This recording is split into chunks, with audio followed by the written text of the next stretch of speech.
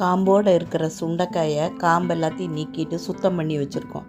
அதை கல்லை வச்சு தட்டியோ இல்லை கத்தியால் கீறி விட்டோ தண்ணியில் போட்டு வச்சிட்டோம். நல்லா அந்த விதையெல்லாம் கீழே தங்கிடும். அந்த தங்குனதுக்கு அப்புறமேலு சுண்டைக்காயை ஒரு வடிதட்டில் போட்டு நல்லா காய வைக்கணும். வெயிலில் நல்லா காய வைக்கணும்.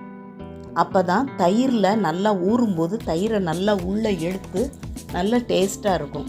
இப்போ பார்த்திங்கன்னா தெரியும், அடியில் இவ்வளவு விதை இருந்தது. இதெல்லாம் நமக்கு தேவையில்லை. வெயிலில் நல்லா காய வச்சு 2-3 நாள் சருகாக காய வச்சிட்டோம்.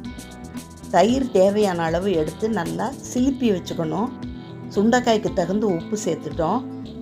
உப்பு சேர்த்ததுக்கப்புறமேலு அதோட இந்த காஞ்சிருக்கிற சுண்டைக்காயை சேர்த்துட்டோம்.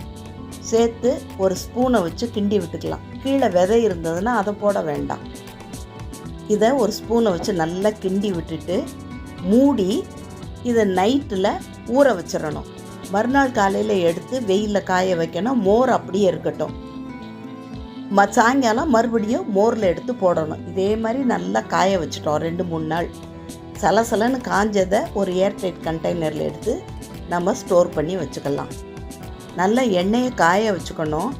இந்த காஞ்ச சுண்டைக்காயில் கொஞ்சம் கொஞ்சமாக எண்ணெயில் நல்லா முங்கி வறுபடணும்.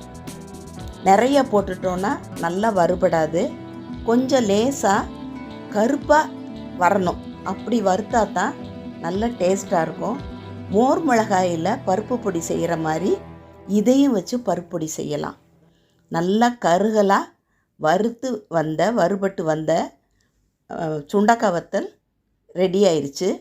இது தோசைக்கு, தயிர் சாதத்துக்கு எல்லாம் ரொம்ப நல்லாயிருக்கும்.